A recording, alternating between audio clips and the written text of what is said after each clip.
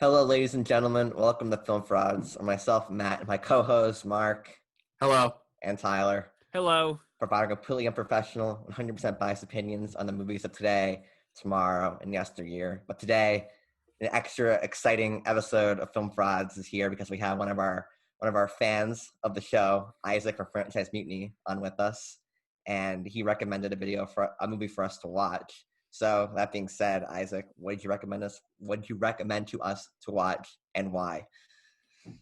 Hello. Hi. Yeah. So very happy to be here in Massachusetts. Glad to be on the show. I recommended Phantasm, 1979 classic. We all remember that year well. Yep. Yeah, we're all alive then. You guys aren't 50 like me? No. Oh. Oh, yeah. No. Okay. Well, Phantasm. Let's see. Why did I do this? I'm curious as to why. You clearly know your stuff. I mean, I'm looking over your shoulder here, and I've seen all those movies, so I'm curious. So, 2016, they re-released this movie. J.J. Abrams' company tried to remaster it. They did remaster it. They did a good job. It got a limited, not local release, but a limited release in theaters.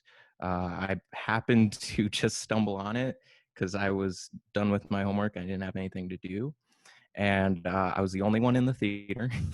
It was a very, Nice.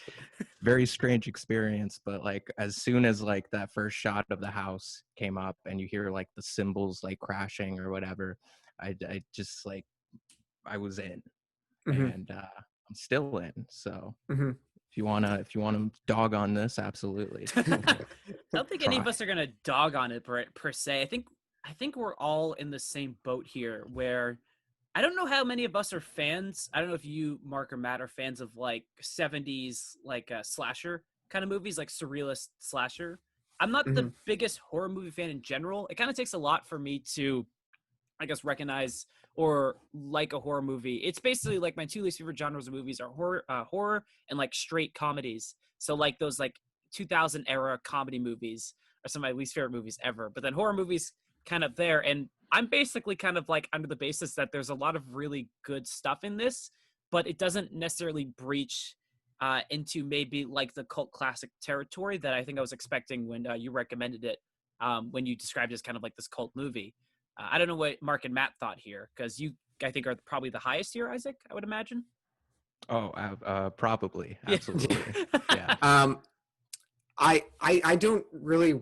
This is the first cult movie I think I've seen. Maybe Dune counts. I'm not sure. Not a cult movie if the director disavows it. That's not how it works. He disavows it. He Mark, disavows we did it. get Prometheus an A, so That's true. That's true.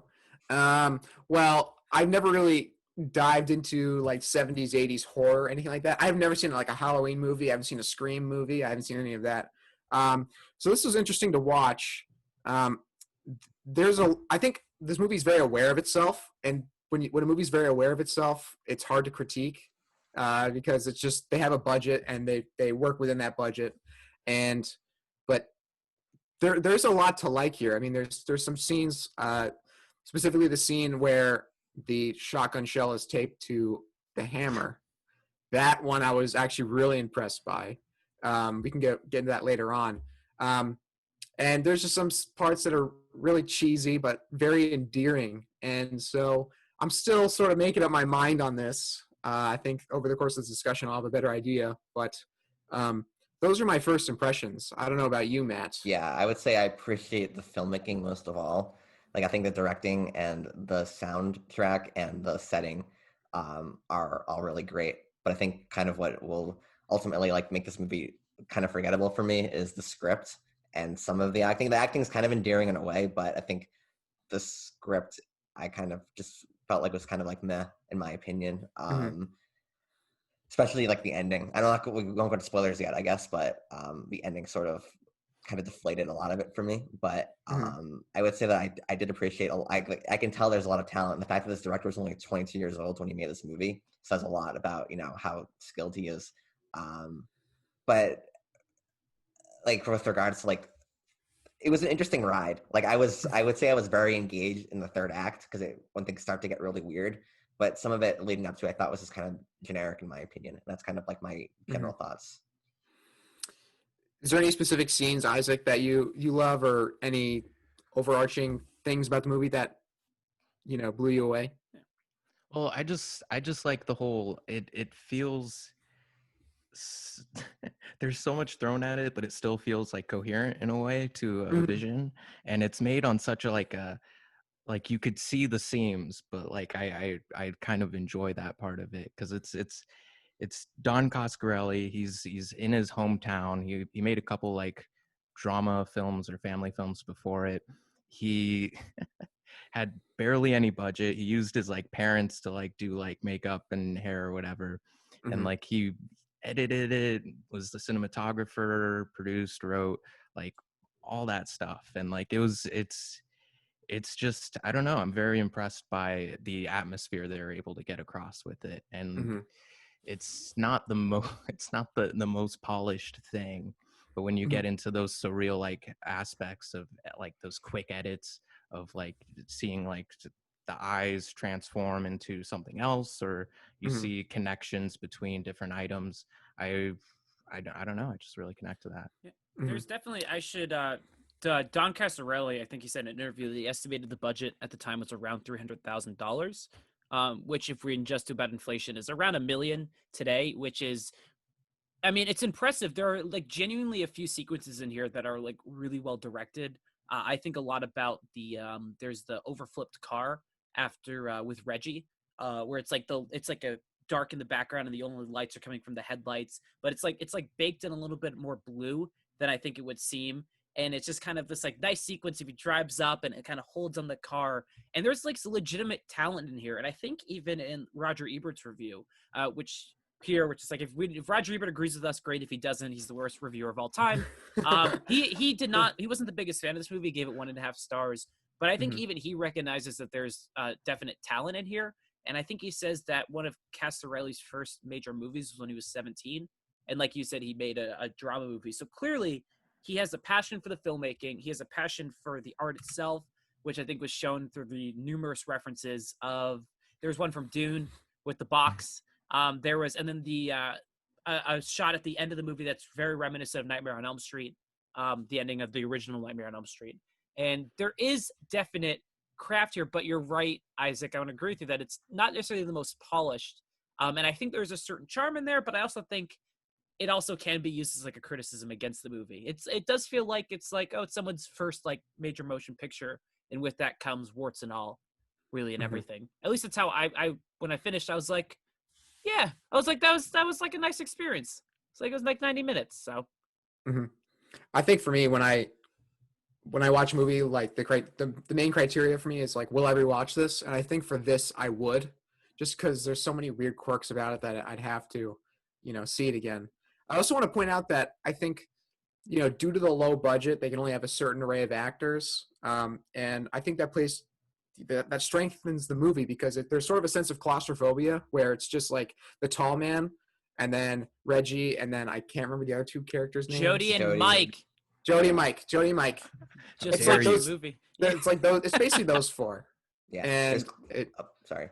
There's like no cops or anything, but it's like, you don't really think too much about that. It's no just parents, no real parents. Yeah. Yeah.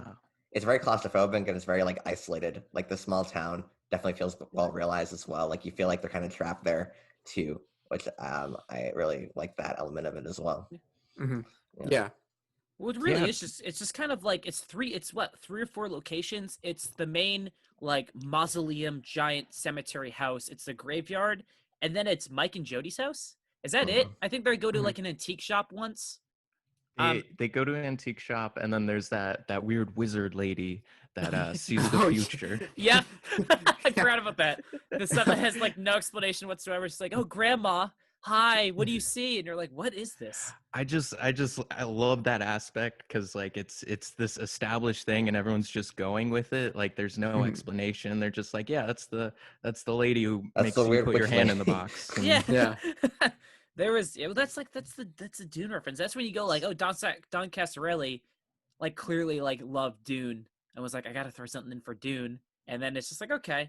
There is a few times this movie I was like, the Tall Man, I'm intrigued by. I don't know if I was the biggest fan of his like villainry or like design stuff like that, but there's like Villainry. villainry. He wasn't New evil enough words. for We're me. inventing new words now. Yeah, there was like one shot though where he's walking in the street and you see him in like broad daylight, and then he kind of turns and like inhales like all the fumes of like the smoke and like makes eye contact with Mike, and you're like, I want more of this. And I liked like placing him in the day for some reason, because it makes it seem like, because there's definite like illusions. This is kind of like a weird coming of age movie in some regards. I mean, Mike is basically like on the constant run from like death and like mourning and like fear and stuff like that. And there's this definite like allusions to like growing up and that kind of aspect. And then like having the Tall Man be present in the day, who's like this representation of like fear and death, and have him just walking around was kind of like really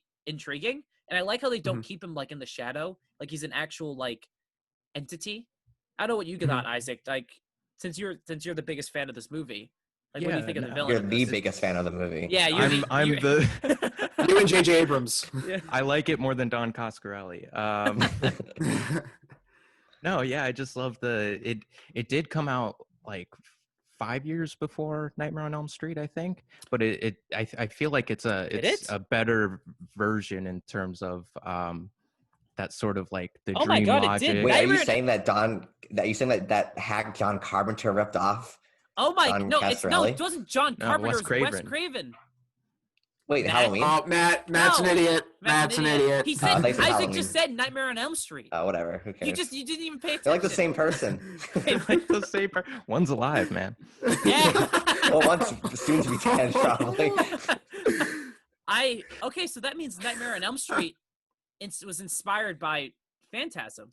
Maybe. I don't know how Phantasm like really got around in the late 70s. I feel like it might have just like fallen through the cracks, and then eventually like I don't know. I feel like there was parallel thought there. But when you mentioned the tall man and like the ice cream and just like rubbing his hand in the smoke or whatever, they bring that up in some of the sequels.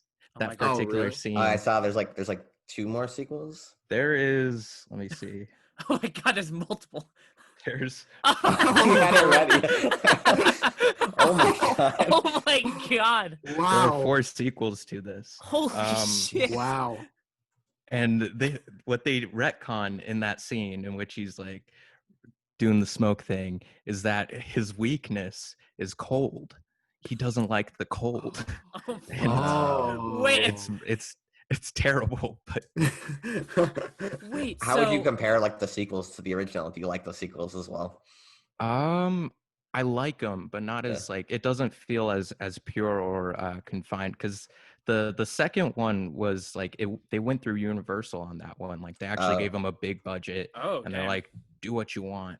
And then the next 2 were direct to video in the 90s, and then the last one was originally going to be a web series. Oh man, that's guaranteed quality. And then they turned it into a movie, but you could tell it's the web series. Yeah. And is Don Coscarelli involved in any of the sequels? I think he wrote the second 4. one. He wrote and directed, but he directed 2. up to 4, I think. Okay. Yeah. Wait, was the first Phantasm movie like a success? Like a box? Okay. Yeah, I think so. Well, it made based on its. So I was quickly doing this, but I was skimming it. But look it up, Tyler. Look it up. I'm your man. You're the fact checker. So basically, this movie made $22 million in a box office. I'm assuming that's worldwide, even though I don't imagine anyone would have seen this movie in other countries. But then, based on what Isaac said, they did give it a higher budget. The sequel had a $3 million budget, which is 10 times. I did high school math, which is 10 times the budget of the first one. I looked up the sequel. Yes, thank you. 1, 2, How many black hats is that? Well, Black Cat cost $72 million to make and made. Oh no. Made what? Made us cry. Yeah. Oh, shit. Oh my God, you could have made like 400 Phantasms. Oh my God. Hold on, I gotta One look guy up. hasn't made more money than Black Hat. Wait, hold on. We're actually gonna confirm that for just a second. I got this in the bag. But basically, my point was, the sequels all seem to be like critically maligned. Like no one seems to really like them. Oh my god, it did make more money than Black Hat. Yes. It did. It had a budget of 70 million and a box office of 19.7. And then in modern days, that'd be even more money. Hold on, wait. 22 million, 1979 inflation. Oh dear God. I'm so scared of this. I knew Isaac was gonna come on and it was gonna be 3 against 1, but I was hoping for like a little bit longer. Like I Well, was you like, tried to Jump right bribe into me in DVD copies of Black I Hat to did. not bring up Black Hat. don't tell him that, Isaac. They were all used. Tyler mailed Isaac like a letter with a $5 bill on it. It's like, please say good things about Black Hat for a review. Stop giving me copies of Black Hat. They're all scratched. You watched them all. I like to sleep with my copies. Oh my God. And it would have Phantasm would have made $83.5 million. That's like 5 Black Hats. Okay. Oh, man. So clearly we have established that Phantasm is a bigger box office and critical success. But it's so weird. It's very successful, but like when people bring up like the major slashers, like Freddy Krueger, Michael Myers, Jason, like they don't really like bring up the tall man. No one's I'd never like, heard of this movie. Or I've saw never it before. Yeah. You recommended it, to be honest. Well, it's a very interesting thing because, I mean, there is a definite like I think what turns people off about this is it's slightly surreal. Like because I feel like we can get to spoilers now, right? Yeah. Movie. There is the end sequence and the ending of the movie throws into question if a lot of it happened. And I think they probably by the fact that there's 4 sequels, 1, 2, 3, 4 sequels to this. I think 1, 2, 3, 4. I can count. yeah. Yeah. Come on, Okay. high school math. Come on, I got it. But the fact that like there are 4 sequels to it, I think throws that away. But if you're just viewing this in 1978, 9. And you get to the end where it's just kind of like, oh, it was all a bad dream. Jody's been dead in a car wreck. And then you're like, oh, okay. Like that's a little strange. And then you get the end sequence where he's ripped through the mirror.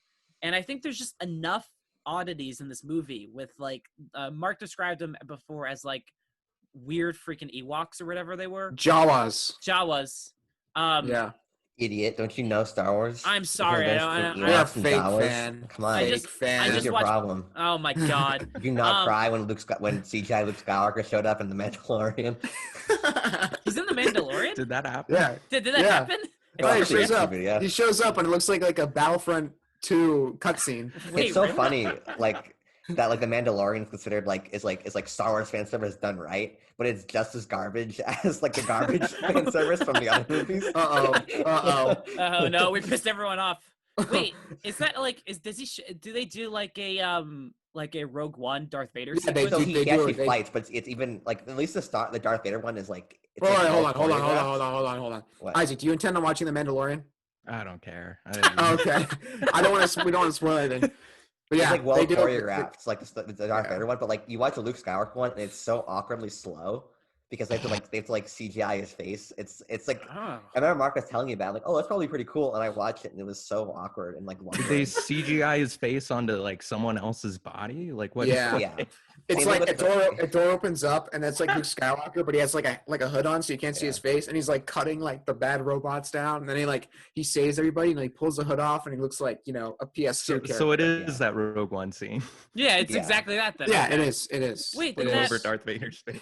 Wait, Yeah. why did they do that? Wait, when does that? I thought the shows take place. Takes place It's- between 6 and 7. Oh, So like, yeah. he's already Jedi Master. It's young Luke. It's like right after Revenge of the Return of the Ewoks. No, Return of the Return of the Jedi and Yeah. Return of the Jedi and Force Awakens. we are clearly not big Star Wars fans, Isaac, and you don't seem to be one of them. I don't know. No. Yeah. What's that? Yeah. What was my point? We're gonna be with all Yeah, this. what's God damn- Star Wars? You were what's- talking about how much you Evil- love Evil Phantasm. Jawas. It's the greatest movie of all time. Oh yeah, Phantasm is Oh, the yeah, greatest yeah, movie. yeah. Basically, I think I was saying like it's not. God damn it! Wait. Fuck, I was what better was than I- Black Cat, right? Remember he mentioned that. We have to have we're having an official review. This is we have to. You we need have the to go- gavel. Yeah. Order. Yeah, Tyler be like the judge from Trial of the Chicago 7. Order. Stop reading those names. Yeah. Oh, God All right, Tyler, go. What It's was your I gonna turn. say? Go. Why is Go, it's right because now. it's slightly Start weird speaking. and abstract. That was the whole point. That was what I was trying to get to. And we went to Black Hat insults. We insulted my character, and then we went to Star Wars Luke He had the Skywalker. lamest point. God damn it. It's all like abstract, man.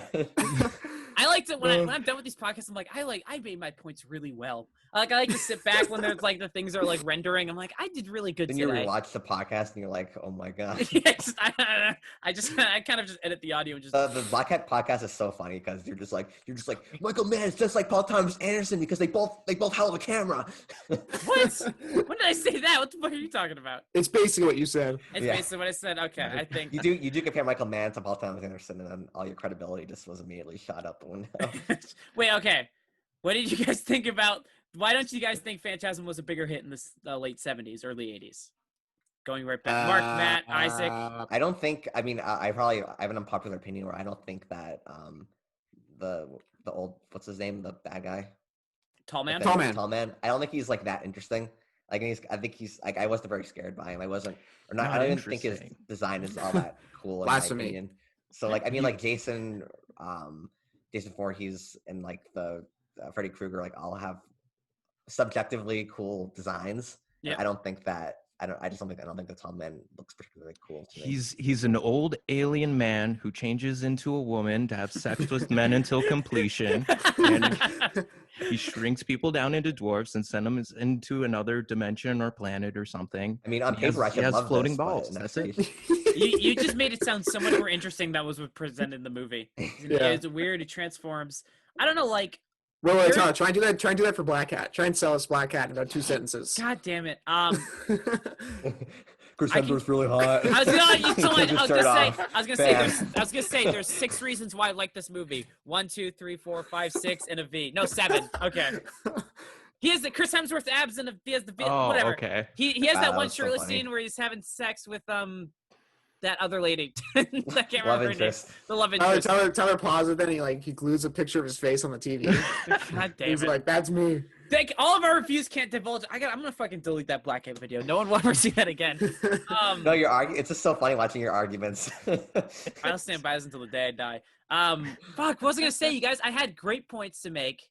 Oh, I don't believe you. I think Don't believe you. I think that I think their It's implementation. all abstract. Oh my god, shut up. You are so stupid. Shut up, Matt. I think the implementation of the Tall Man is really good at the beginning where he picks up the hearse and like just like effortlessly like put not the hearse, the coffin and puts it in the hearse. You can do it. Yeah, I'm just gonna cut. I'm gonna cut He everyone's picked up voice. the whole car. I'm gonna cut just Matt's voice out of this podcast. He puts the hearse in the coffin. He puts the Yeah, that's how you do it. he puts the coffin in the hearse and Puts the then lotion in the basket. he puts the hose again. What's I gonna say? Fuck you guys! I forgot what I was gonna say. He puts the coffin in the hearse, and then he has the one scene where his fingers get caught and he chops off, and it's like yellow goo. And I think after that point, his interest his like implementation of the movie like weakens a little bit. That was the longest explanation for the You shortest guys, conclusion I've Mark ever threw heard. in was like, "Hey, talk about Black Cat." You guys fucking use Black Cat. I hate all of you so much. All of you. That movie definitely takes like a all right. turn. Like once the little kid goes into the mansion, and then he confronts that dude, and then like a little ball thing like follows him. Yeah. Like, that's when the movie kind of starts to take the turn for like the weird. Yeah. And it has like those razors that stick out, and it cuts the guy, and then like he like bleeds yellow. No, he bleeds regular blood, and then the Tall Man bleeds yellow, right? Yeah, Yeah. pisses yellow. But And then of course bleeds when red. he has the fingers in the box and he opens them and they move around. Yeah. Yeah. No, do you think it's like a branding issue? Like, do you think there's like so much going on in different like items and different weird props that like makes it less iconic to people overall? I think it's just like There's so much going on. I think you might be right. I think there isn't like that one singular thing. Like they could have had, like you think of like something like Hellraiser, who basically like it's the design of his face. Jason Voorhees is the mask, and Krueger is the claws. And I mean, they don't do enough with that mechanical ball because it's in 2-3 sequences. First one where it kills someone, then Jody shoots it with a shotgun and explodes. And I think if you keep that and make it more of like a tangible threat, then I think it might become more kind of like a classic kind of like mainstream, a mainstay in like horror cinema. But I don't Yeah, know, they it really just- go crazy in the sequels with the spheres or Do whatever. they really? Like, yeah, there's I think in either like 3 or 4, there's just like a CGI wave of them like going Oh my down a God. hallway. Oh my god, that's There's amazing. on the IMDb, like when you go on like the IMDb app and you go on the movie, and then you like flick through who's in the movie. Yep. Like the guy who gets stabbed in the face with the Yep. with like the ball, his IMDb profile picture is the shot of him getting stabbed. In the Are you face. serious? That's Yes. awesome. Of course, yeah. There was So clearly he went on to have a very lucrative career. who is the guy Yeah. who plays Reggie? His name is actually Reggie. Okay. Reggie Bannister, yeah. So he Yeah. reminds me of that one guy with his haircut. First off, I don't know how Chris old the Hemsworth. character. Not Chris Hemsworth. God damn it. I can't believe There was way more muscles. he's way hotter. First off, I don't know the age of like any of these characters because he looks like he's 45, but he's like best friends with Jody. And Oh, Jody, the balding, the guy with like the Yeah. ponytail and he's bald. Yeah, that Yeah. guy. They're clearly not like best friends. Like I'm like, there's like 20 years between yeah, them. but Oh, they he, play guitar together, guys. They're Yeah. Oh yeah, best that's what's. friends. Best friends. He reminds me storytelling. of the bald guy from like Anchorman, like that one. Camp. Camp. Yeah. Yes, thank you. That's who it is. Every time he came on, I was like, "Is that a younger version of him?" I could not No. figure it out. It wasn't, unfortunately. But like this, like his like weird design of being like the loyal friend, but he dies, but then doesn't, and then comes back, Yeah. and it's like a weird like he gets stabbed. He's like, and I'll then- be your dad now. Yeah, it's like let's take a road trip, you and me, champ, and you're like, "Whoa, what?" I don't know. There's like it's just. I guess there's like a certain amount of charm in that, like the fact that he's stabbed and all of a sudden he's like, "Hey, I'm back." But then it's But like, there's that weird thing where like he actually comes to he actually comes in clutch at the end because like he relates like that magnet thing that he touches with Yep. his 2 fingers. I was about to bring Yeah, that that up. was- Look at this. I was gonna bring that up. Amazing. I laughed so hard when that happened. So weird. They'd done it before. It was like I think Mike was running away, and then it like cuts back to like the magical grandma, and then she says like no fear, and then he's like no fear. Yeah.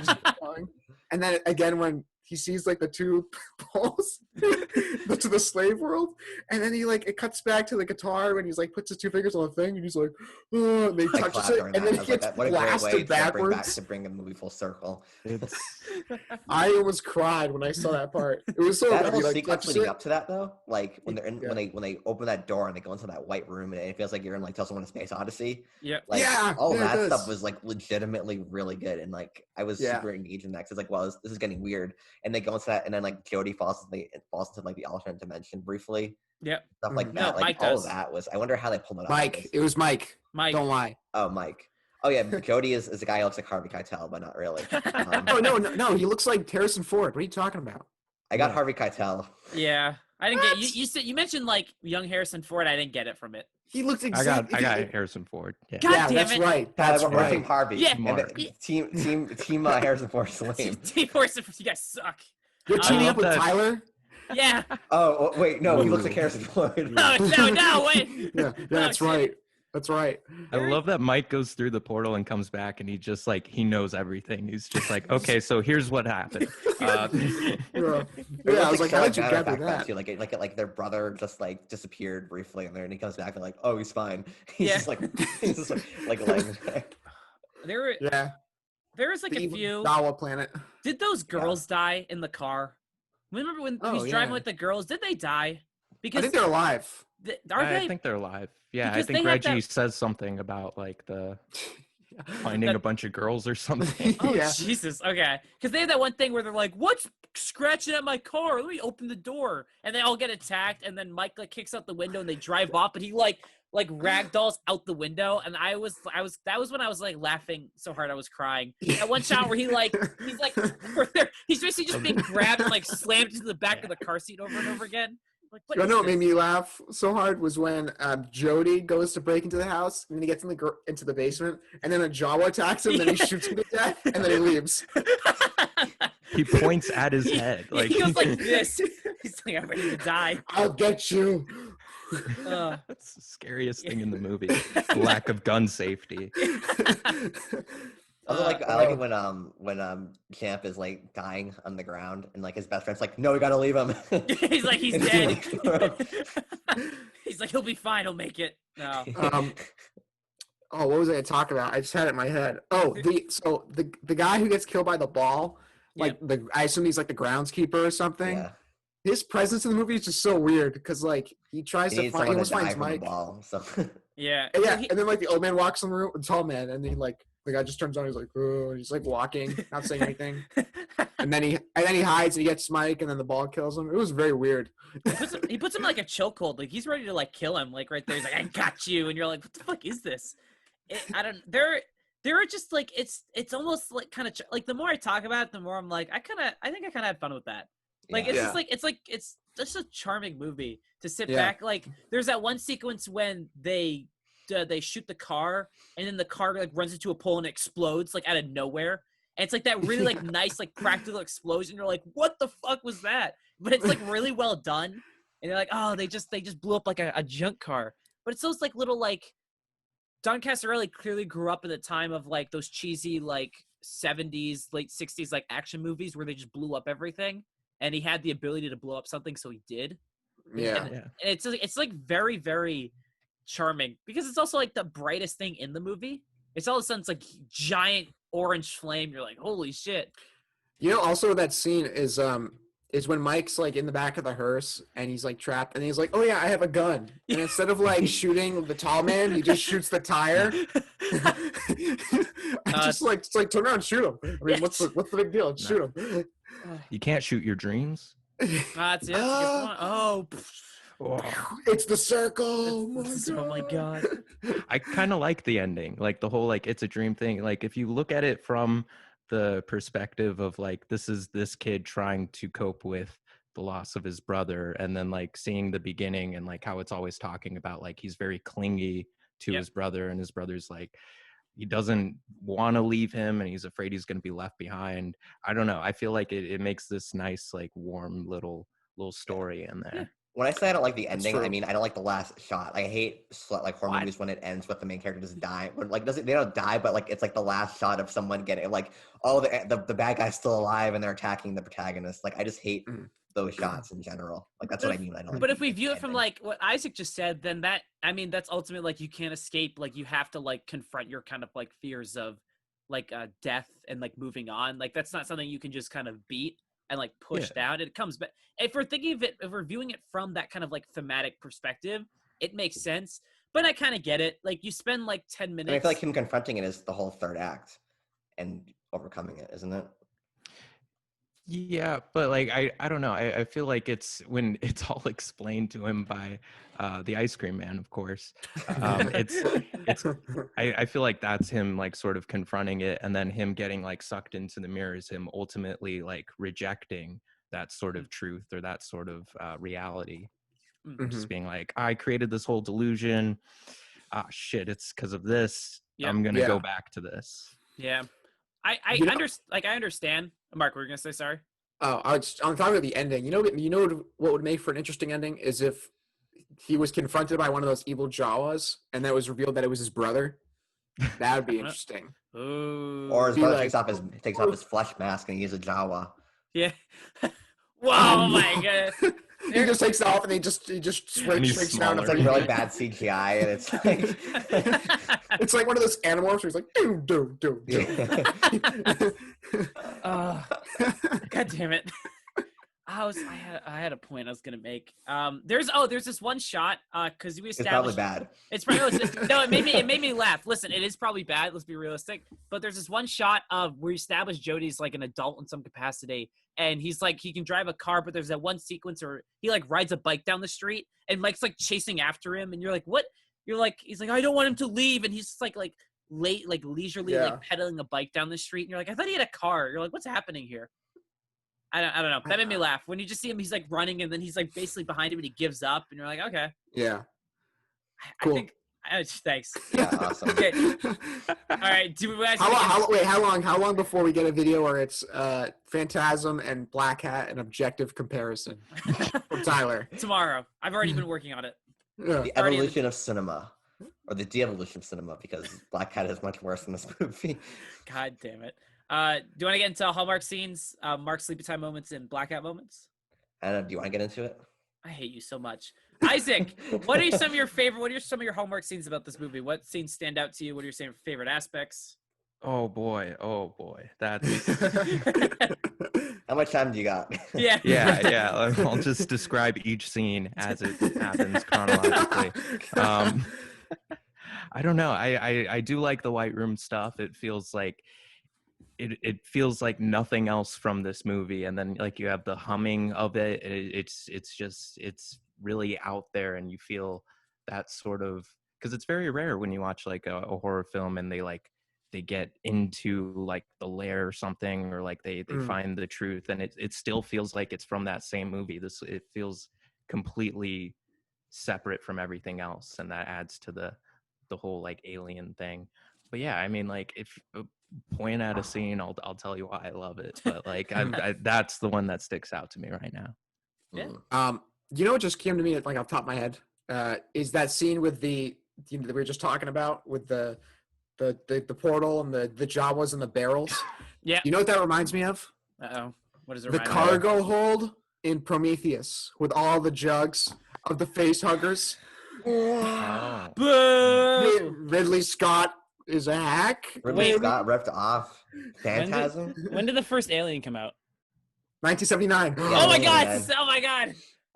Uh-oh. Ridley Scott ripped They were off working Phantasm. concurrently. They're like, remember that picture of like the main actor of Memories of Murder on the set of Old Yep. Boy? Yep. That's like the same thing here as Do you Ridley know Scott how- and Do you know how in the Yeah. same year in They 2013 are they filming made next to each Olympus Has other. Fallen? Wait, hold on. Do you know how they made Olympus Has Fallen and White House Down in the same year? Do you think that at the same time they're like Phantasm and Alien, 1 and 2, right there, two great movies like Olympus Has Fallen and White House Down? Someone laugh. Someone laugh. Someone Ah. Oh, thank All you. right, moving on. My Hallmark scene. I liked the White Room, like everything there, and Yeah. I mean, I kind of ironically and liked the touching of the two podium things. Like, oh, like no fear, no fear. But I don't know. That's like I was most engaged when it started to like get into the third act. I think it just got weird. But just in general, I like every scene basically in the White Mansion. Like we haven't really talked about set design very much, but that whole mansion is so interesting looking. And there's a lot of, like you can tell like they put a lot of like creativity into that, and it's in like the directing of those scenes too. Like when like the tall man's just kind of like lurking everywhere, but you never really see him. That stuff is all really really great in my opinion. Yeah. It's not marble. It's actually like wood, and like I look at that every time. I'm like, that looks like marble. Like I'm. Is that wood? Is it really? It was it's Marvel, like- but it would have been shot on a CGI green screen. What? What? Are you talking about Marvel? Or Oh, like the you company? Because fucking- you said Marvel like the material, and I Comics. said Marvel like the studio. Yeah. Yeah, I get what you're Boom. doing. I get what you're doing there, but I didn't make the connection. That took me way too long. That was right? like I feel that was too enlightened. I'm sorry.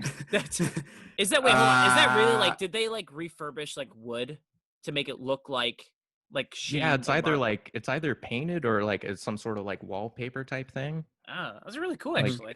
Like very inventive stuff, and like even when they're like doing the whole like sphere thing, it's backwards. Like they just run the footage backwards from like throwing it, and like they use like a wall like essentially of mirror and like a hole for the camera to like shoot, and they like just run it as the sphere's going by, and just like stuff like that, all like really inventive like homemade stuff that I really Oh. enjoy. Oh, that's awesome. That's actually really interesting. I'm glad we just took a long time to get to that and not 15 minutes of you guys insulting Black Hat and me. Bastards. Mark, what's your favorite Hallmark scene? What do you got? I'll just say it off the top is the scene we all discussed so far, the white scene with the portal, that room. Yeah, that one. And then the scene with the hammer and the shotgun shell, I love that scene. I genuinely love that scene. Was that? Did they Um, Was that a practical kind of like? Did they have like a small like thing and they explode the door open? Like, what was that? Do you know how that was done? I don't know. Probably. Is that even like? Is that how that works? Like, could they actually do that? Like, explode the handle With the it? hammer? Yeah, with like the hammer and the shotgun shell. Ooh, Like, I don't know. I wouldn't try it though. I'm not going to. I was really hoping that Max would have made another one, and then he would have ran up to the tall man and just bonked him on the head. That'd been great. That would have been awesome. Or like Each several barrel. just throwing them. Yeah. Yeah. throwing the shotgun shells with the hammer after it. I've been listening from a raid movie, like Raid 3. They're gonna have that. Yeah. Yeah. Poof. Yeah. I'd say I guess my two favorite are different than your guys's. I really like the overturned ice cream truck car. When they lock the thing in the back, and then it's that like how it's like lit in the dark with the headlights, and then the girls like open the door, and it reminds me of like the cheesy like 70s horror movie people make bad decisions. I thought it was just a really like well designed scene, based on like set design and stuff like that. But Tyler also, relates people make bad decisions. you know it. And then I liked one more time before I lose all you guys again. Tyler is screaming right now. You can see it. Tyler's so proud of himself liked- before the episode. He's like, oh, I roasted Matt. This is it. He's getting his revenge. Fucking bastard. Okay, and then I liked how the tall man just shows up at his house. He's like, I've been looking for you, and like grabs him and pulls him. I thought like I was like, oh, no matter what you can escape, he's gonna show up at your front door. Like kind of like I was like, oh, that's like I kind of enjoyed that. Like we made him to be like this mythical kind of like monster, and he's like, hey, basically like, what's up? And you're like, oh dear God. I thought that was really cool. Does anyone have any Mark sleeping time moments? If you don't know what that is, Mark watched The Master the first time because he's since redeemed himself. Fell asleep, woke up, clapped 4 stars. Everyone hooped and hurrahed, and now I have to explain that every time I say it, and it's slowly losing its funniness. Or maybe I'm so funny. So Isaac, do you have any moments that are just kind of like didn't necessarily like put you to sleep, but moments that any like criticism about the movie or anything? You fast forward every time you watch it. Yeah. I slow it down. I love it. I guess like them playing guitar doesn't need to be as long as it is. You could probably have that for me to understand what's going on. But other than that, I just like the pacing of it overall. I think it just works. Yeah. Yeah. I would just say like any scene kind of in the kid's house, like probably more like in the second act, I kind of was really losing interest. Because you had like the kind of interesting first act where Jody gets attacked by the ball. No, not Jody, like the kid, Mark or whatever. Mike. I'm not in this movie. So angry. Like that stuff is good, but like I feel like when it kind of gets away from the mansion, I sort of lose interest in general. But yeah, I don't really have any like black eye moments though. Just sleepy time moments. Yeah. Mark, anything for you? Not really. To be quite honest, there wasn't a point in this movie where I was like, okay, I'm really bored, or like I wanted to check my phone. I was like really invested in the cheesiness of it all. So I can't really pinpoint a specific moment.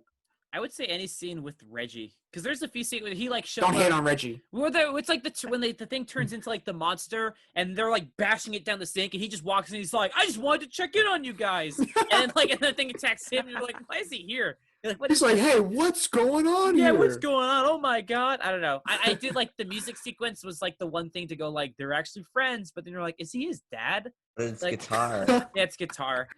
He pretty much becomes the protagonist of all the sequels.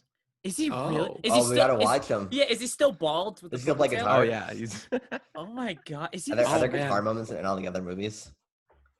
shit. I don't think so. We gotta do our own remasters of him. We gotta. Yeah. I clicked on Reggie Bannister, and his biography is Bannister is known for playing the shotgun-toting ex-ice cream man Reggie from film director Don Casarelli's Phantasm series. I also want to say when I googled Phantasm, the start of the Wikipedia is this article is about the 1979 horror film. For the similarly named 1976 pornographic film, see Phantasm with an F. For other users, see Phantasm, PH. Tyler's favorite movie. Favorite movie, Phantasm. I want to click on it. I just clicked on it. Uh-oh. Oh no. Okay. It's just a sex in a beauty shop, so we're good. I don't. Okay. I don't have any Black Hat moments either. I doubt you do, Isaac, and I doubt any of you guys do. No. So let's get to grades. Your grade stuff on an A, B, C, D, F scale, no plus or minuses. Why not? Isaac, what are you going to give Phantasm 1979 by Don Casarelli? So I'm kind of iffy on this movie. I don't know what I was going to give it before, but after this last watching, I think I'm going to give it an A. An A. Oh, Oh, yeah. wow. Look Wow. at that. Hot Where'd take. you even find, like, are those Blu-rays? Like, what company produces that? Yeah, no, this came out like soon after the release. It was the only way to get it because like all the DVDs were out of print for the longest time, and then now I think they got their individual releases. But yeah, it's pretty. Tyler, nice how long set. till you buy it? I already bought it. I already purchased it. Oh, that's Good awesome. stuff. Damn. I am Okay. poor now. It was worth Phantasm. it. It was worth. Matt, what are you gonna give Phantasm? I'm gonna give it a C with the asterisk that I could see myself liking it more the second time I watch it. Yeah. Yeah. Yeah. I want to give this a B. Just do it. I think Just I do could it. give it. I'll give it a B. I'll give it a B because Tyler has constrained me within this framework. Well, I'd that's probably my get- only power. I'd probably give it a low B, but I can see. I see myself rewatching this, and I see myself being higher on it in the future. So I think I might be the lowest out of everyone here, and I'm gonna give it a Say C. it. Yeah, but no, I'm gonna give it a C. Like I think there's like legitimately like Boo. really good stuff here, but I'm just not the biggest horror movie fan. Isaac has to feel that Tyler gave Black Hat an A, and he gave Phantasm a C. Listen, well, I we've give already it a- Give established us your that thoughts. Phantasm is objectively better. Yeah.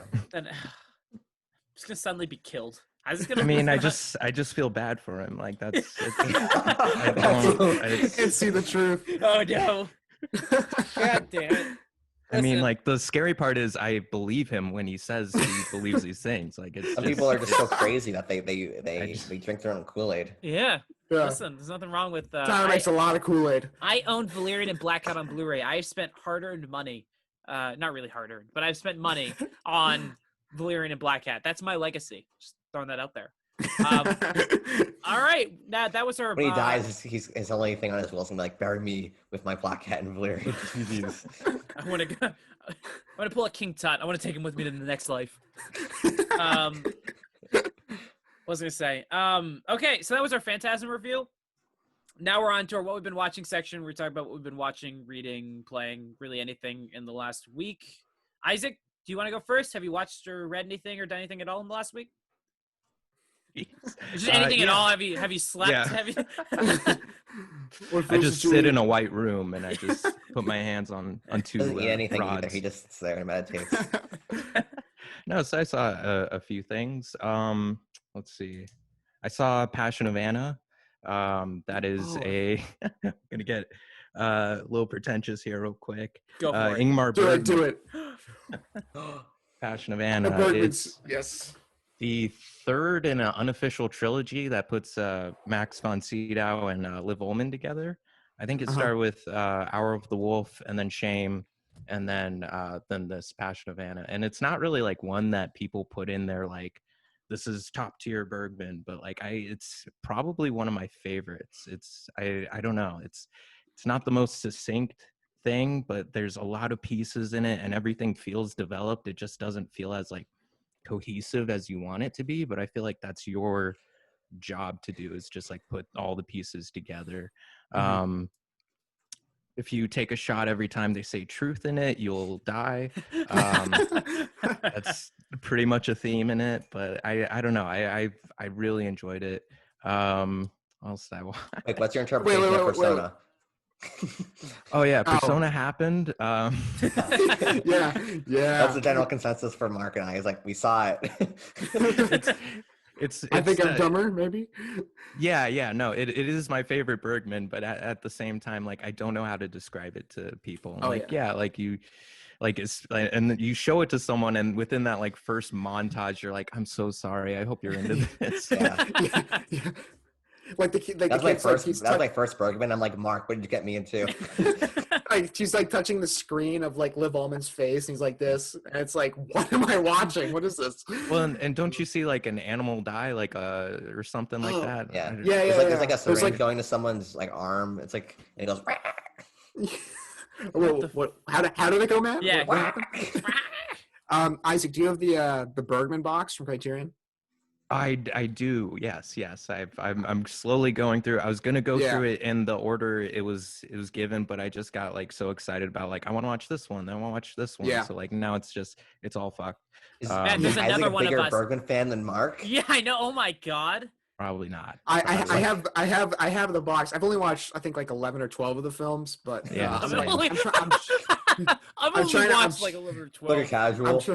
I'm trying. I feel like I'm a casual with Bergman, but I'm trying to go through it chronologically now, and it's like I did Smiles of a Summer Night. Have you seen that one? Ooh, yeah. That's a good one. That's probably like the most digestible one, like to like recommend, is because it's not as like despair or like sad or like someone just talking about the nature of man in such a like downtrodden way. Yeah. It's a nice watch. I like that one. Yeah. I think the next one I have is A Ship to India, which I I think didn't see that one. I think Bergman said it was like he thought it was a crap movie. So I'm like having like I'm trying to like motivate myself to watch it because I know he doesn't like it. Isn't that the thing? Like he has like a certain number of films he's just like he doesn't feel like Oh, yeah, he thought anything they were for, crap. even though like you watch and you're like, oh my god, and he's Yeah, I was it's like bored. the Seventh Seal is a pretty good movie, I guess. It's like Bergman, what are you talking about? It's one of the best ever. What else did I watch? Yeah. I watched the Robert Altman movie from 1980, Popeye. God So damn. How was that? Robert Altman. I've seen Nashville. I love Robert Altman. But it's a strange combination. Just like trying to process like Robert Altman made a Popeye. It's Oh my. and like it's the weirdest fusion, and he clearly has like he loves the source material. All the characters move very cartoony, but it also feels like an Altman film, so it has that like sort of slow pace and like very grounded feeling to it. I feel like you have to like both to like enjoy the movie, and I do, but like it's a weird one. I think it's just as weird as Phantasm in some ways. Damn. oh wow. I just saw Robin Okay. Williams was Popeye in it, so that's Yeah. That's Shelley very Duvall interesting. is Okay. olive oil. Oh my god. And like that was I mean the behind the scenes of that is also like really cool because they actually like built the village that they shot in. Like they built like all the buildings, and then they shot in those buildings, and like it's still up to date like 40 years later or whatever. Damn. So that's just pretty cool. What else did I watch? Faces, John Cassavetes. Man, I've you seen that you one. and Mark are just like that's just like you guys just got it. Yeah, right there. I have the box, the Cassavetes box. Yeah, it's a great set. Matt, what I have you mean, watched I think this I'm week? gonna be replaced pretty soon. Yeah, I know. Shadows, It's- faces. I just think love I- like how he just like the immediacy of like the shots and how like close he gets up to the actor's face is like fucking incredible. Like I just like Yeah. it's magnificent. I have to admit, I started that movie. That one's like 2 hours and 20 it's so something long, minutes. Right? yeah. Yeah. Okay. So I fell asleep during that, and then I never finished it. But I got like I remember I got like an hour and 45 minutes in, and I think it was like they got back from like a party, and they're like all around these couches, and they're talking. And Yeah. that ring a bell. Is I think are we thinking of the same movie? Faces. Yeah, and that's I definitely watched Faces. back in June, but it was I remember like the immediacy of the shots. Like it's very there's like a whole bunch of like subtext going on. Just like you get so close on their faces, you're like, what are they, you're trying to figure out what they're thinking, even though they seem to be happy or something. Yeah, they're just like so emotive. It's great. Mhm. Last thing I want to talk about. Finally watched Blue Velvet. Yeah. Wanted to weigh in on that. I forget how everyone's like. What is everyone's like thoughts? Mark I and love I it. love it. I love it. Yeah, Matt is lukewarm. I think the beginning and end are really good, but I think everything in the middle is kind of okay. Okay, so So Matt's maybe you should wrong fast and forward. Yeah, Mark and Matt's- Tyler's yes, right. yes, Is that what I yes. heard? Fuck What? you, Yes. Matt. Yes. All right, tell us Oh about my it. God. What'd you All right, think? tell us. What'd you like? It was kind of hard to get into. Like it took me a little bit, but like once I was in it, I was just like it. Yeah. It was great. Like it's David Lynch. Just I thought of David Lynch as like Eraserhead is like that quintessential like just sums him up in a nutshell. But I feel like Blue Velvet might be the one that like actually like this is like him at his most him. Yeah, I don't know. it's Right. definite like the first 5 minutes where he goes into the police station, he's like, I found an ear, and he's like, thanks. And you're like, this is this Yeah. is weird. You're like, but then after I feel like that interaction, if you're in like if you can get past like the oddities of the dialogue, I think once like Dennis Hopper. Oh no, Frank Booth. No, but who's the actor, idiot? Oh, Dennis Hopper. Yeah, you fucking idiot. I was saying I thought you were talking about the actor. I mean, the character. No, I was saying the actor. Once because I couldn't remember the character name, but I know the actor. Once he appears, it goes like full batshit, kind of like insane. And that's when I'm like, everything. and that's when I'm like, this movie's like incredible. Once he arrives. Yeah, I think once you would just like once you realize, I think that first encounter in the police station where it's like, I have the ear. I think that's like the moment where it's either you're in or you're out, and once you realize what it is at that point, it's just it blows my mind. I remember just when Frank Booth is introduced, and Frank Booth is probably like one of my favorite characters in like any movie ever. It just goes off the rails, and that scene where they go to that they take Kyle MacLachlan's character and they get in the car and they go to that guy's Ben's house. And he starts singing, and he's like, let's fuck. Yeah, no, it's so great. That is one of the greatest scenes ever. Yep. I love that scene so much. And Matt's over here like, oh. It's all right. People try. I just want to remind you, Isaac, that he fast forwarded like the last like 10 minutes because he was like, "What's happening, Matt?" I mean, well, me fast forwarding isn't exactly, saying that I enjoyed the first hour and a half that I saw. It's a damn shame. Kyle MacLachlan's anti-chemistry with Laura Dern. Aren't those scenes as great? How dare you? Oh man, I love the line of it's like, are you something or a pervert? And she's like, and he's like, I guess we'll have to find out. Like, are you a detective or a pervert or something like that? Oh, I think it's great. So much charisma. Isaac, have you seen A Clockwork Orange? I have not actually. I need to get on that. Okay. What a random movie to bring up. Yeah. No. I remember seeing this like comment on Reddit a long time ago, and I love it. And it's the gang from A Clockwork Orange versus Frank Booth's gang. Who would win?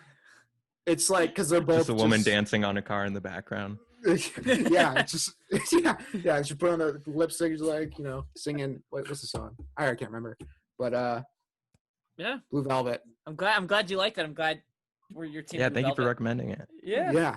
I feel like I think out of all of it, I think I have the most movies I watched this week, so I'll do it quick. I have 6. I do nothing with my life. I watched 6 movies this week because I was screw you. I watched Twilight for the first time. We were already starting off on a good note. We had Bergman, we had Robert Altman, and we have Stephanie Myers. And then we have Stephanie Myers. It's actually like a very fascinating like journey from like to like particularly like bash to like irrelevancy to like popular again with like Instagram and TikTok and stuff like that. It became like a meme again in like the last 2 years, and I watched it and it's like really weird. It's like it borders on the so bad that it's good kind of territory, and it's really fun just to like laugh with people and watch it because there's a lot of like weird camera like there's a few things where the camera's like up and it's around, it's gonna give you like a fucking stroke. It's not good in any regards, but it's not like this like monstrosity of a movie that I thought everyone was painting it out to be. I don't know, like I'm not gonna talk about Twilight for like that long. I watched I rewatched When Harry Met Sally. It's one of my favorite movies from the 80s. I think it's one of the best romantic comedies out there.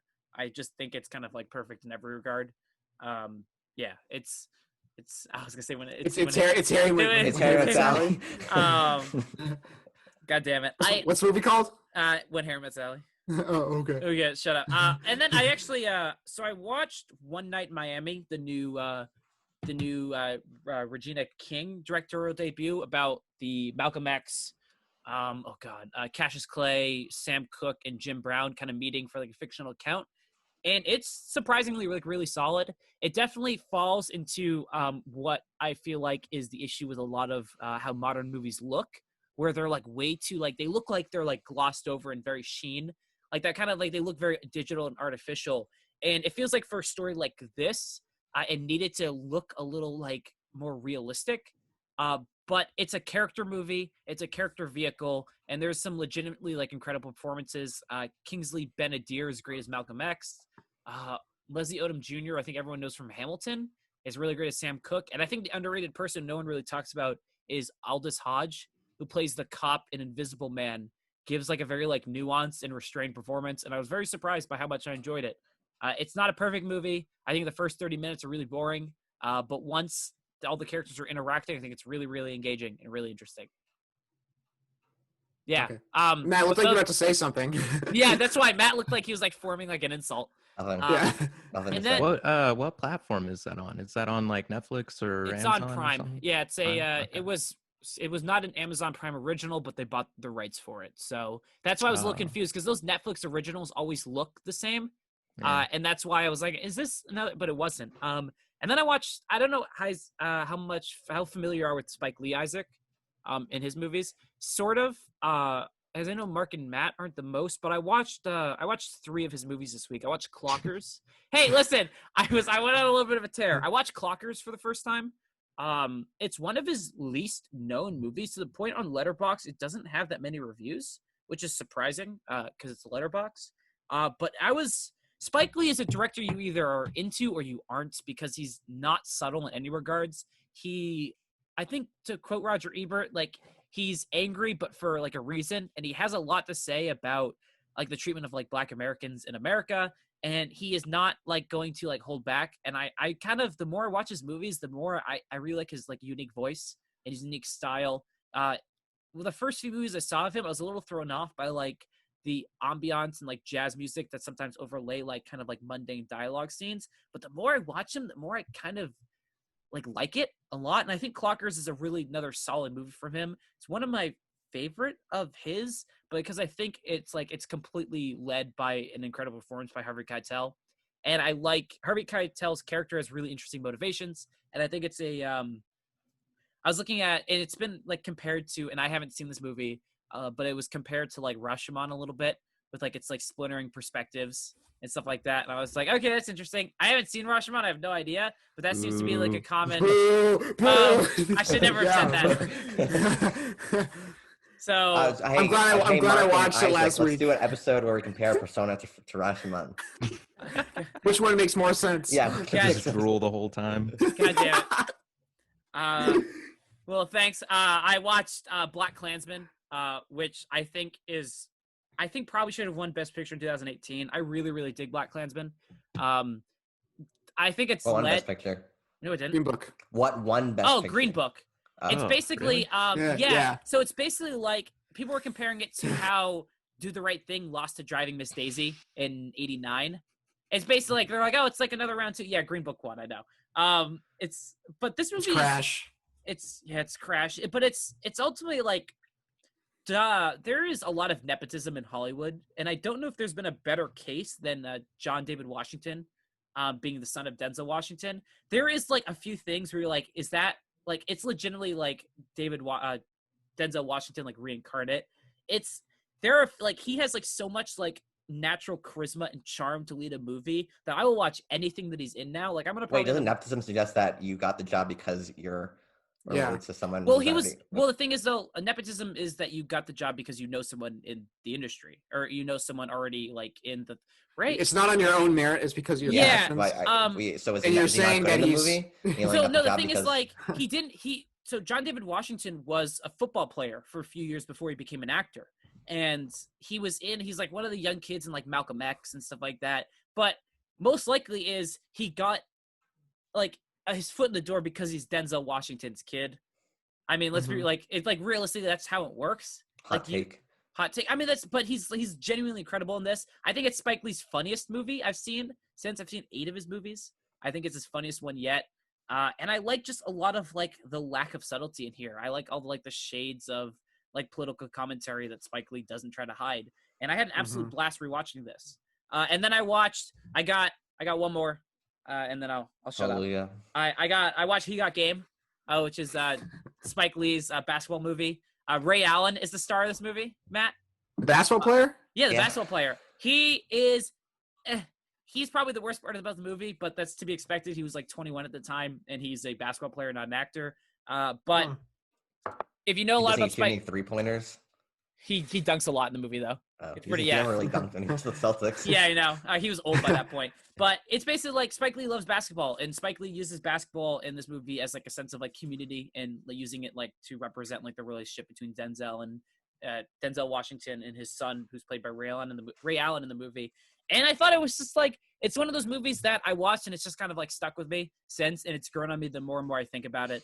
And if anyone is a fan of Denzel Washington, Spike Lee, basketball, I think you would kind of like this movie. I also, being a fan of basketball, I really dug a lot of the commentary it places on like the pressures we place on these like young, like highly ranked athletes, and a lot of like the vices that people try to put on them, like basically like sex, money, drugs, kind of everything like that, and how that influences and the ramifications of that. And I think it's a really good movie. I was really surprised by it. Because I was not expecting, because I've heard about this movie before and I've heard like mixed things, and I ended up really enjoying it. So I have so many more Spike Lee movies to watch, so you'll probably get like 3 more next week. Isaac, I have a question. Do you like to watch like films from a director like in a short period of time, like watching 3 Spike Lee movies in the course of like 3 days? Depends on the director, but like, yeah, I kind of like just. Yes. I don't know. Okay. Thank you. I guess we're the only ones who hold this opinion. But like, I don't know, like Spike Lee's, like his style is really growing on me. And like when I watched like Phantasm, I was like, I kind of want to watch a Spike Lee movie a few times in it. Because he's got like this very like unique. Wait, what? Wait, what? What's the connection there? No, I was like, because I was so ingrained in the style for a few days. I watched a movie without that style, and like the first like 5 minutes, it was hard to adjust for a few seconds to be like, oh, it's not Spike Lee's style. Like he does other things. He does different stuff like that. Shut up, all of you. This has been a bullying episode. You're stupid. God damn it. I hate all of you. I should shut up. I'm never gonna do this again. This is it. I quit. That's his blurb on the DVD. Phantasm made me want to watch a Spike Lee movie. It took me 5 minutes to adjust. I had to adjust. I had to look at the television. God damn it. Maybe I should watch 6 movies in 1 week.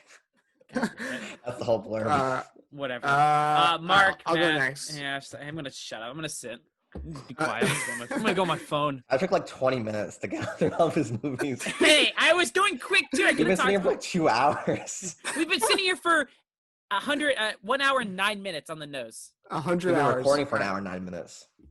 That's a good point. I watched Francis Ha. Have you seen it, Isaac?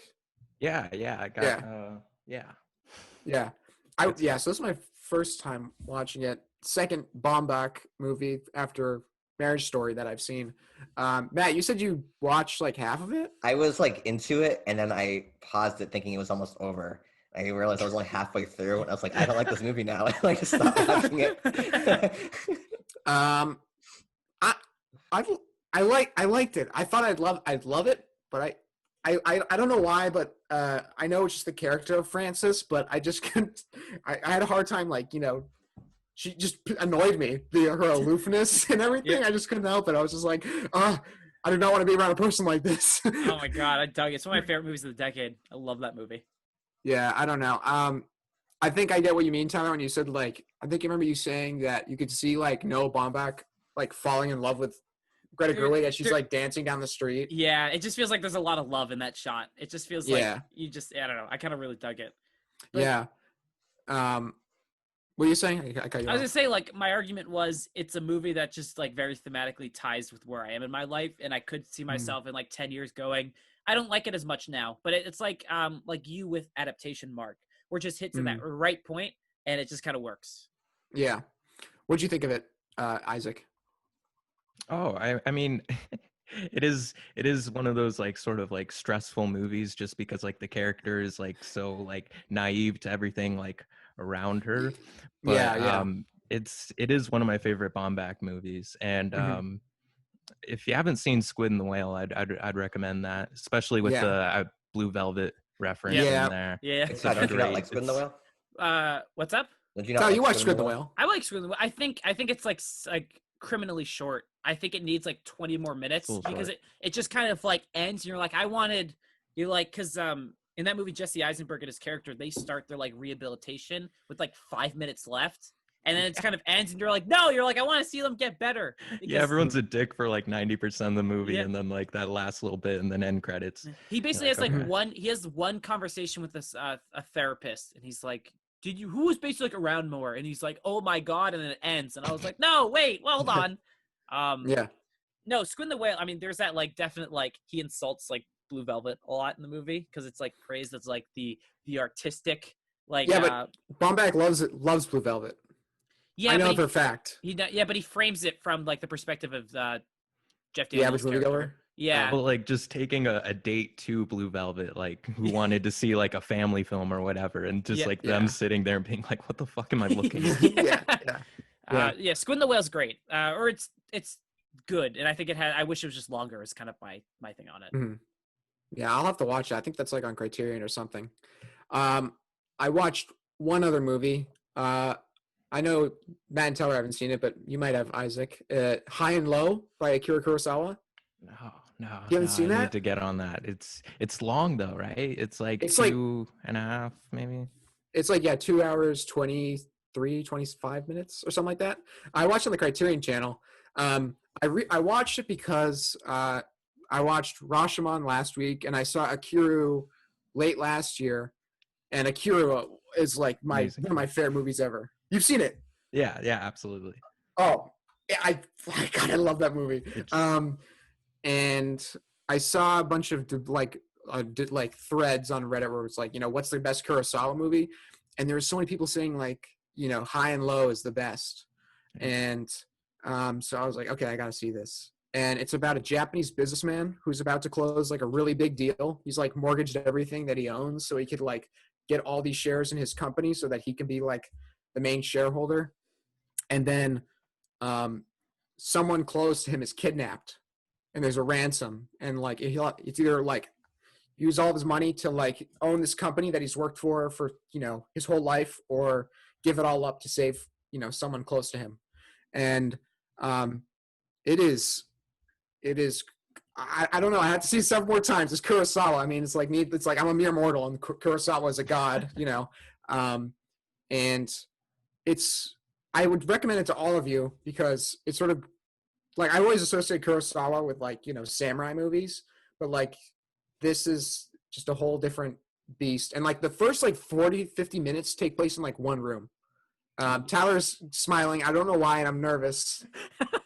I sent him that stupid picture of Matt. Matt's taking. I mean, Tyler's taking Snapchats of me. I put a filter on Matt's face, and it was just like it's like the really frowny one. He's like, when they talk about movies I haven't seen, because you look so sad, Matt. He wasn't High and Low either. I haven't seen High and Low, but you look like extra sad right now. I at least can like. I'm trying to explain to you guys what I watched. It has a very riveting final scene. I don't know. I think you guys should check it out. I would definitely like some Criterion channel. Yeah, Criterion channel. It's 2 hours and 24 minutes or something like that. Okay. And it's not, it's long, but you don't feel the run length or the runtime. And I gotta see more Kurosawa because he's just like every subject that he touches, it's just like incredible. And I'm just like, it's so. Like 20. I know there's like a box set out there. It's like 25 films. I don't know if Criterion made it. It might be out of print. But he's done a lot. But like the big ones are Seven Samurai, Akira, High and Low, Yojimbo, Sanjuro, Dreams, Throne of Blood. Throne of Blood. I'm trying to remember. Oh yeah, Rashomon. Blood. Damn. Which Kurosawa movies have you seen, Isaac? So I've seen Ikaru, Throne of Blood, Rashomon, and I think I've seen Yojimbo. Yeah. Oh, okay. Yeah, How is so I need to Yojimbo? It's really good. Yeah. I it's mean, good. I'm not the biggest samurai guy, but like, which I should probably see High and Low then. But like, it's Kurosawa, so like I'm gonna pull a Tyler and just say it's Yojimbo. Yeah. It's Kurosawa. Yeah. Also, Kurosawa, it's Yojimbo. Criterion has a box set of 25 films by Kurosawa on DVD that is out of print, and it looks fucking dope. Looks really cool. It's out of print. Speaking of box sets, wait, Matt, you haven't gone yet. No. Well, before I get to you, did you hear the Wong Kar-wai announcement? That Are you a fan of Wong Kar-wai? I actually haven't seen any of the movies, but like I'm after hearing last week's episode, I'm very curious to get into that. And you guys been talking about In the Mood for Love for weeks time. and weeks. Yeah. So like I need to get on that, but it looks like a nice set. It's like Yeah. really Yeah. good. You have the Criterion channel? I do not. I need to they have HBO like Max? a free trial, right? I have HBO Max and they have In the all Mood for Love TCM is on stuff. HBO Max. Is it? Oh, Yeah. sweet. It's also on Canopy. If you have Canopy for, the 10 people that do, probably. All right, Matt, what Yeah. did you? All right. Well, I watched a 2007 movie by John Carney called Once. yeah. It's really great. It takes place in Dublin, which is right Dublin. here. So that's like already like an A for me. But it's just like this like struggling guitarist, meets this woman from the Czech Republic while he's like performing on the street, and like together they help him make his album. And just the music is really great. It's one of those movies that have you seen like Isaac, have you seen like Sing Street or Begin Again or any of those movies? It's by that filmmaker. I haven't seen either of those, but I have seen once. It was quite a few years ago, so I don't remember a lot for it. But I've seen it once. All right, goodbye, everyone. Yeah, but it's just one of those movies that's like it's super low budget. Like you can tell a lot of it was shot guerrilla style. But it's like it just sticks with you. Like I saw it like a week ago, and it still sticks with me. And the soundtrack is really great. Specifically, Falling Slowly. There's other good ones too. Oh, like there's like When Your Mind's Made Up is a great song, but it's just really good. I highly recommend it. It's very simple. So there's not much to go into depth about it, but like the central like relationship is really deep, and I like it when like people are recording songs and like they stay in this recording booth for like days to get the album perfectly. Like stuff like that is really interesting to me, and I enjoyed that. I watched Kill Bill Volume 1 again, and it's Kill Bill Volume 1. Boo! It's just like voice. Tarantino at his coolest. I love this movie so much. I think Pulp Fiction might be my favorite movie of all time, but like Kill Bill is just so close. You're a film bro. Bro. I mean, like I'll be honest, like I'm not gonna like it just is. I just love that movie.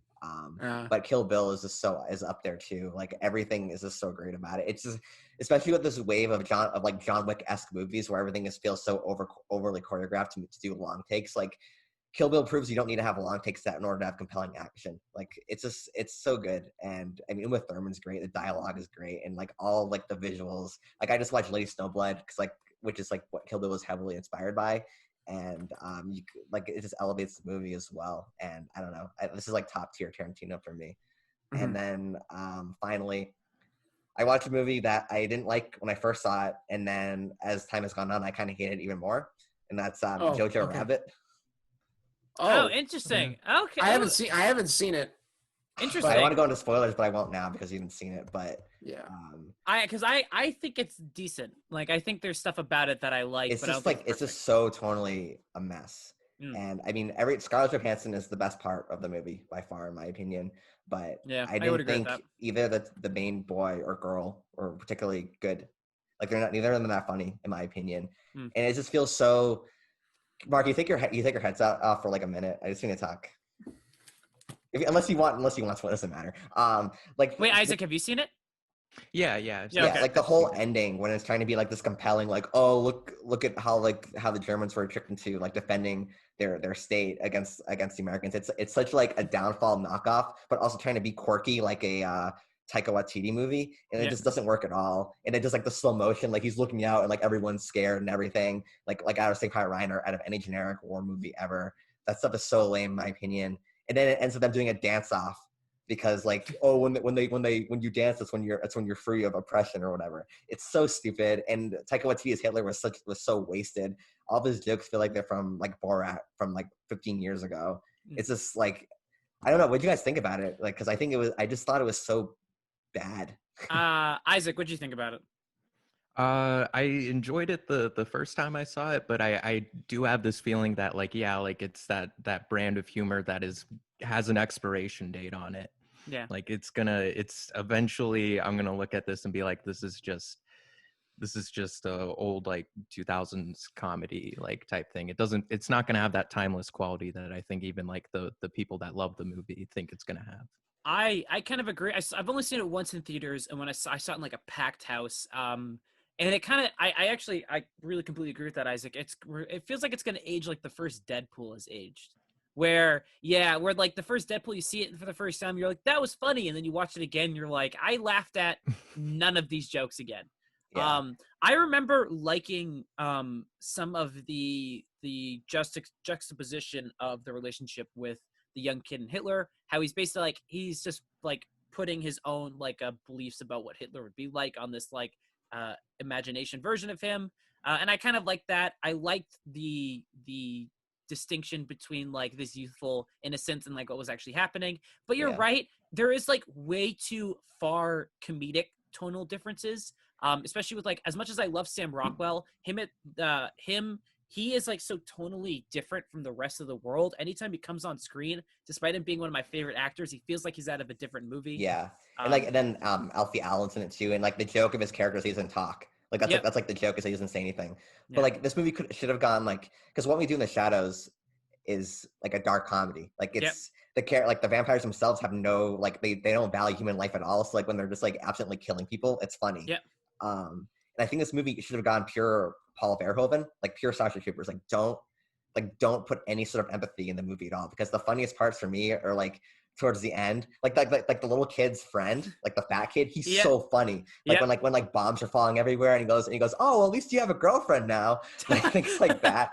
And then when what's her name, the lady from Pitch Perfect, like puts like the bomb on the kid's back, and he goes, now go hug an American. Yep. Like that stuff was so funny. But like it just tries to be like sentimental, and it just fails horribly. I think it needed to go.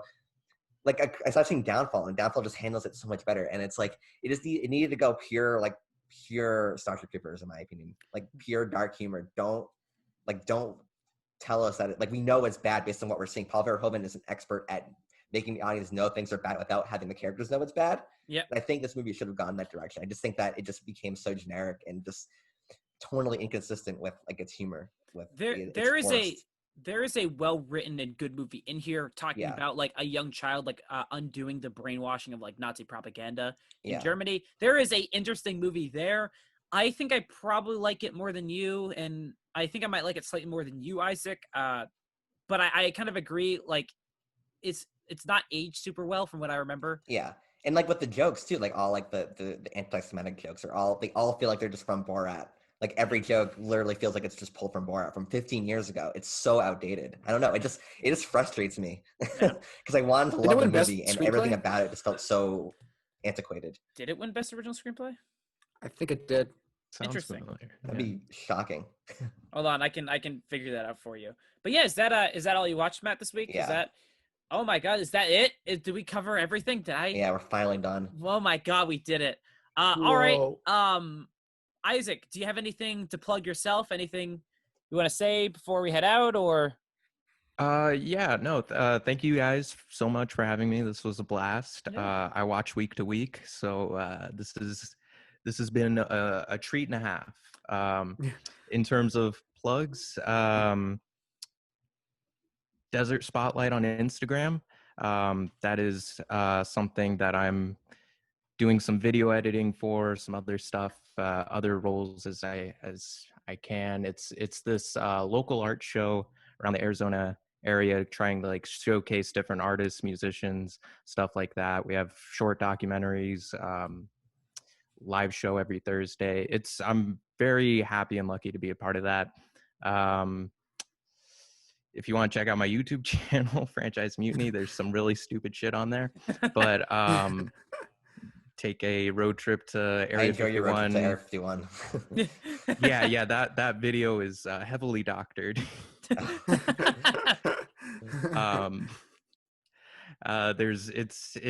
Hopefully I could upload some more later this year, but yeah, that's pretty much everything. Yeah, thank you. Awesome. Cool. We'll put those links in the description. Yeah, absolutely. Yeah. Yeah. If you wanna email me the link to your Instagram page, I'll put that in the description right away then. Yeah. No, I'm just figuring out Instagram so I could follow their account. You can just Google Desert Spotlight on so- Instagram. And they're I fine. can do that. Yeah, probably. So if you're ever interested in Arizona, see what's got going on other than like terrible coronavirus. I liked Arizona when I went before coronavirus, back in the before times. Before times before when you would ride steel dragons in the sky to different places. The old normal. the old normal. Yeah, it was a really cool place. At one point.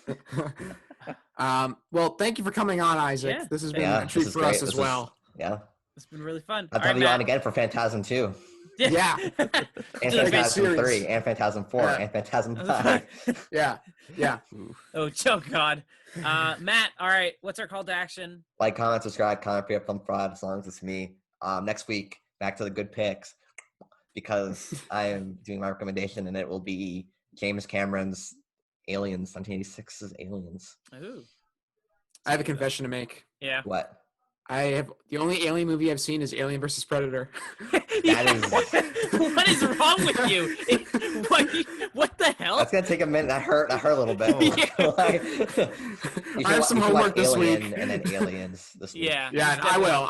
You probably you kind of have to watch. Yeah. I assume that you've already seen Alien, but I guess that was too bold of an assumption. You like Prometheus? You never seen what? Yeah, wait. You seen Prometheus but not Alien or Aliens? What is wrong with I have no comment. All right. you? Okay. All right. I should have died with that secret. You should have never said Wow. anything. All right. I'm glad we got that out at the end. Mark, you're stupid. All right. Thank you guys for watching, and I get the final word.